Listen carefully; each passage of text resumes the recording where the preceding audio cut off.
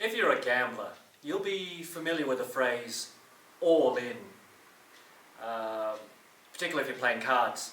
Generally it refers to when you're so confident in the hand that you have that you're sure you're going to win, so you take all your chips and you go all in. Place all your bets. It's hero or zero. You're going to win everything or you're going to lose the lot. And generally that's going to be fine if you're James Bond in Casino Royale, and face it, you know the script writers have your back, and if they haven't killed you after 26 movies, you're probably going to be okay. But for the most of us in the real world, it's very rare that we think of betting everything on one single moment, especially when it comes to fighting. And in Wing Chun we are, in fact, I would say, almost the antithesis of the all-in approach. We're not throwing everything into a committed strike. We always stay balanced. We don't think one punch is going to win it. We are coming in with punching until the opponent goes down. So we're never trying to go all in and win it in that one instance. However, I find that many beginners sometimes still do go all in without really realizing it. And that's what I'd like to talk about today. So the area where I find that students, without realizing it, when they start out they're going all in, is perhaps because they misunderstand the centerline theory that we talk so much about in Wing Chun. Yes, it is very important to have good structure, to focus on occupying the center, directing your forward intention along it, etc.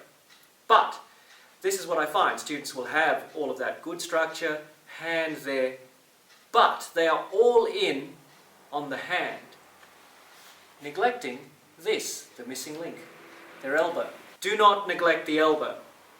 And by the elbow, I do not mean, many students seem to think that means, oh, elbow in on the center, elbow in. No, it's the elbow is equally focused on the center line. Not in this direction, like so, but equally as the hand, it is pointed in that direction.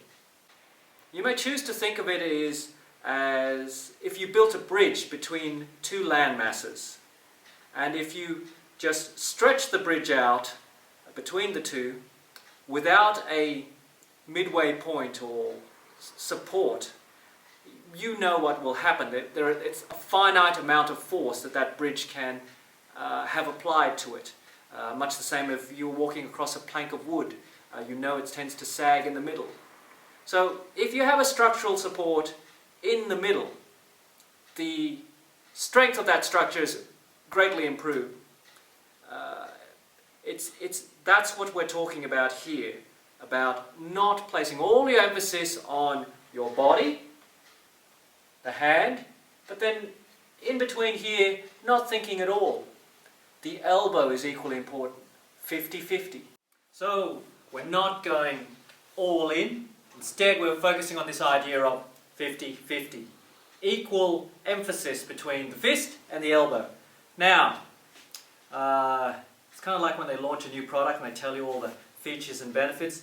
So I'm going to tell you, if you choose the new 50-50, you get greater performance, more power. Let's have a look and see how that works. For example, this is going to be ecologically unsound. I'm going to go through a lot of cups here. Let's go through a cup. And first up, so Tobias, if you wouldn't mind helping me, I'm punching, but you are holding my hand here and you're stopping me. Okay.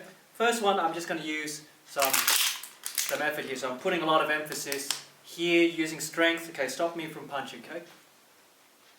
And it's like so. In fact, I'm the one starting to move away, as you can see. Not going to work, okay?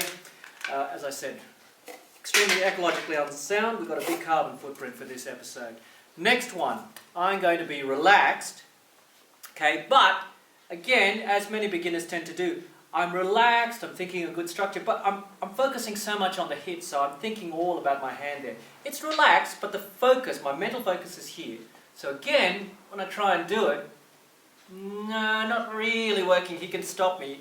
Yeah, think like so.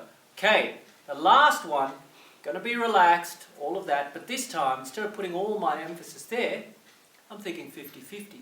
Not all in here, 50-50. From here, relax structure, and I relax, like so. Just when I relax like this, grabbing hold.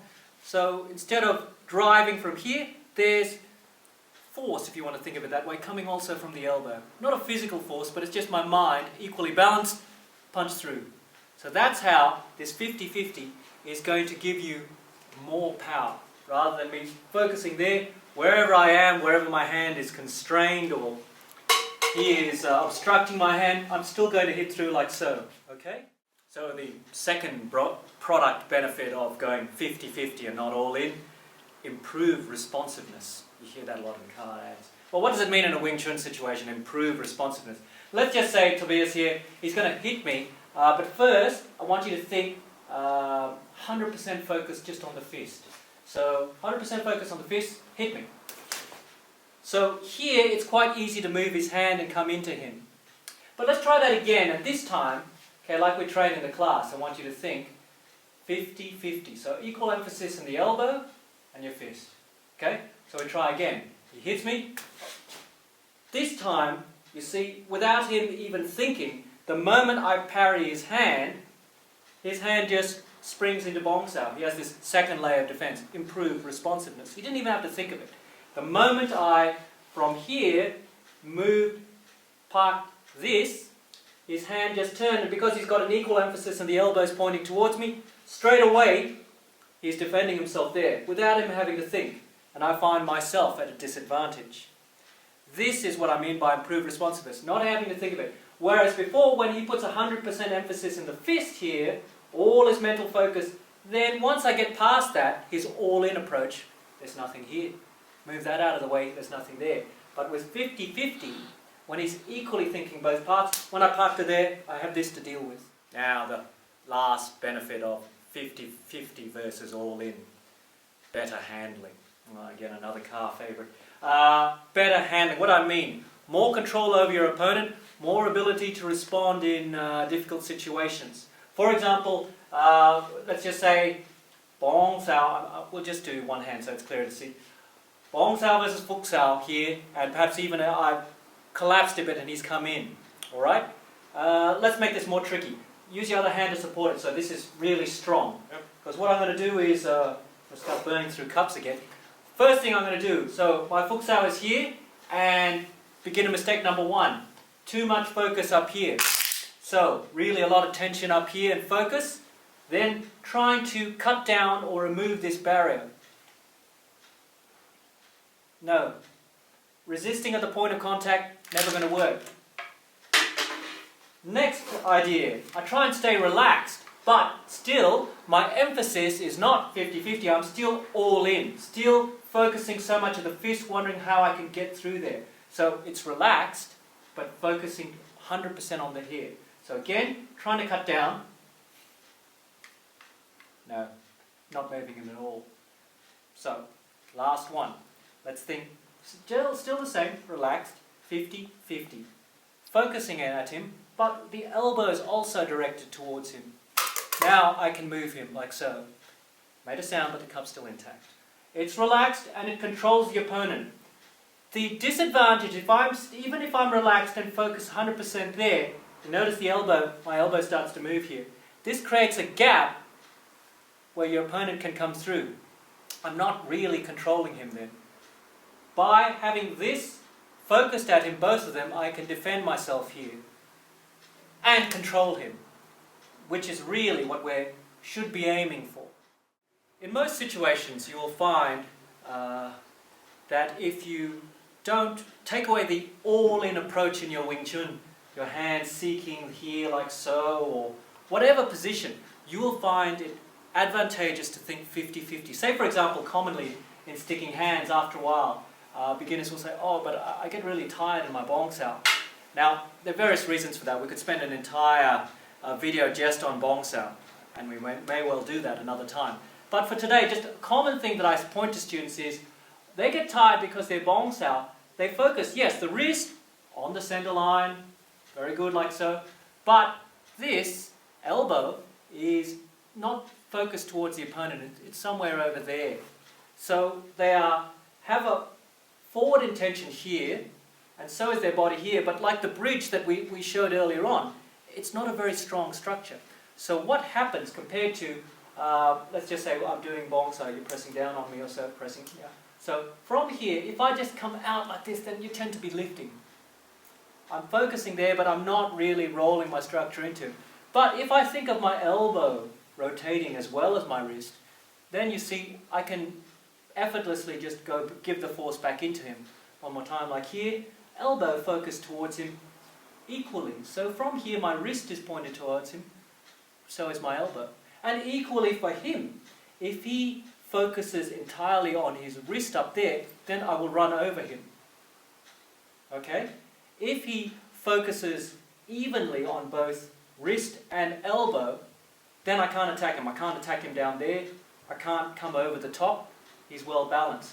But again, the moment I feel him switch, let's just say he switches all his emphasis to his elbow, then he collapses there. If he switches all his emphasis to the wrist here, then it's easy to run over. So both of us are focusing 50-50 elbow and wrist towards the opponent's center. So, in conclusion, I just want to emphasize again that in no way do I say that centerline theory is unimportant. As a beginner, if you can focus on a good structure in your body, try not to tense your hands and focus along the center line, you're doing well.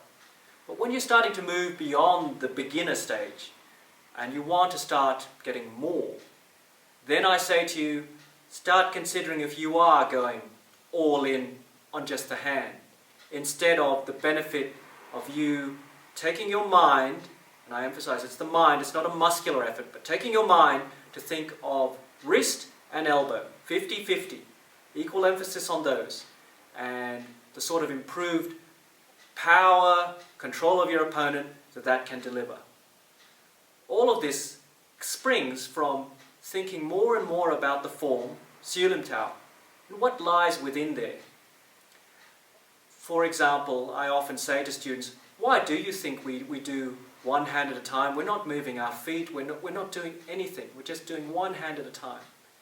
If you take the time to drill through all that is there, things we've covered in other videos, how the ideas of multiple vectors of force, freely moving the joints, and now from today, equal emphasis on elbow and wrist, there is a tremendous amount for you to think about and practice using your mind when you're doing the form. But of course, as I've often said, theory without practice, that's dangerous. But then again, practice without theory, well, that's just effort loss.